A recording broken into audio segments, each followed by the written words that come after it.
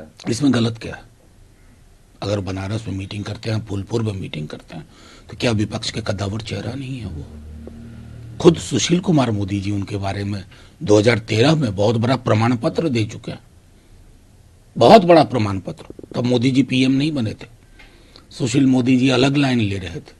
तो जाहिर तो एक व्यक्ति जो इतने वर्ष तक मुख्यमंत्री रहा है, और क्या चाहिए आपको किसी प्राइम मिनिस्टर में? ऊपर से तो कुछ आता नहीं है, जमीनी जिसको समझ है वो है, तो उसमें कहाँ कमी है? कमी नहीं है, तभी तो लोग मांग कर रहे हैं। इसलिए तो मैं कह रहा हूं, क्या गलत है? दूसरा सवाल सर यह है कि जो कमिंग वीक है, मोदी जी ने चिट्ठी लिखी है, प्रधानमंत्री मोदी को मिलने का वक्त मांगा है जब वो दिल्ली में इंडिया ब्लॉक की बैठक में आएंगी।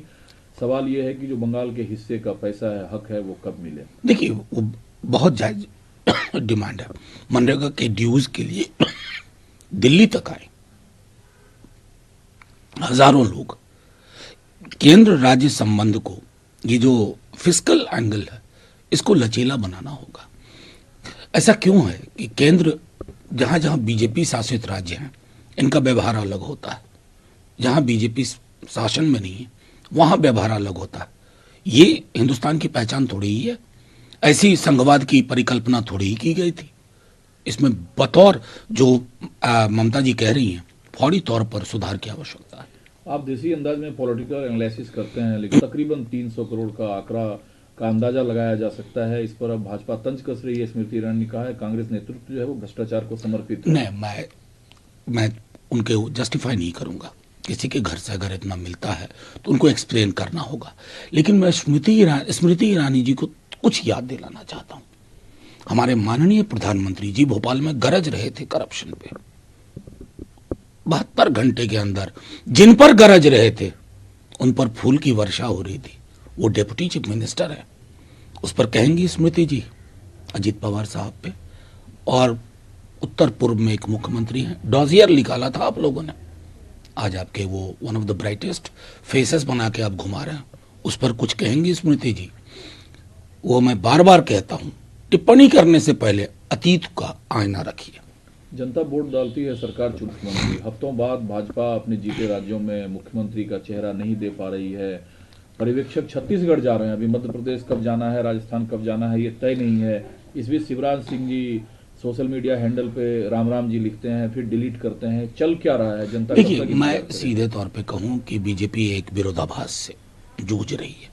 मेरा टिप्पणी करना उचित नहीं होगा, लेकिन मैं बीजेपी से ज्यादा मीडिया के एक वर्ग को कहूंगा, अगर ये हमारे विपक्ष शासित किसी राज्य में होता कि चुनाव हम जीत चुके होते और मुख्यमंत्री का फैसला नहीं होता, कहर टूट पड़ता आसमान से।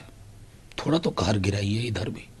आप तो सोशल मीडिया फ्रेंडली हैं, जो मिलते हैं तो भी राम राम, जब विदा लेते हैं तो भी राम राम। तो राम राम का ट्वीट फिर डिलीट। देखिए, मैं मतलब अगर मैं एक पॉलिटिकल ऑब्जर्वर की तरह देखूं तो बीजेपी को मध्य प्रदेश में जो पहचान आज के दिन में एक लगभग मुश्किल चुनाव अगर किसी ने जिताया है ना, तो प्रधानमंत्री और गृह मंत्री ने नहीं, शिवराज सिंह चौहान ने जिताया। तो जाहिर तौर पर उनके राम राम का महत्व है। विपक्ष एकजुट ना कर अलग दिखने की कोशिश करती है, लेकिन दानिश अली पर कार्रवाई हो जाता है। देखिए, मैं समझता हूं, चूंकि दानिश को मैं जानता हूं, थोड़ा दुर्भाग्यपूर्ण मैं मानता हूं इस तरह की चीजें किसी भी दल में जब होती हैं। मेरा अभी भी मानना है कि मायावती जी एक बड़ी ताकत है और अपनी ताकत के बलबूते पर उनको एक महत्वपूर्ण भूमिका निभानी चाहिए। उसमें इस तरह की चीजें ना खलल डालती हैं। इधर 370 को लेकर महबूबा मुफ्ती सुरक्षा बल काफी अलर्ट पर जम्मू कश्मीर में है। फैसला क्या होगा ये तो फिर कोर्ट तय करेगा। देखिए, कोर्ट में क्या फैसला होगा, चूंकि पिटिशनर लोग एक उम्मीद कर रहे हैं, हम ज्यादा बड़े एक सवाल से जूझ रहे हैं कि 370 हटाते वक्त माननीय गृह मंत्री जी ने कुछ वादे किए थे, एक भी पूरा नहीं दिख रहा हूं। जवानों की शहादत होती है, अब तो ट्वीट करना भूल गए। ये वही लोग थे पुलवामा बालाकोट करके 19 के चुनाव को श्रद्धांजलि का चुनाव बना दिया था। तो ये फासला नहीं होना चाहिए नॉर्मैलिसी का कि दिल्ली दरबार नॉर्मैलिसी बोले और जम्मू लद्दाख और वैली में नॉर्मैलिसी ना दिखे। अखिलेश यादव जी इलेक्ट्रॉनिक वोटिंग सिखाए हैं। सवाल है कि जो ईवीएम है, जो इलेक्ट्रॉनिक वोटिंग प्रणाली है, वो देश का सिस्टम है। अगर विपक्ष को इससे ऐतराज है तो एकजुटता के साथ ये सवाल क्यों नहीं दिखता देखिए, सवाल हर एक के मन में थोड़े अलग अलग है। हमारी पार्टी का मानना है कि 100% वीवीपैट काउंटिंग करो।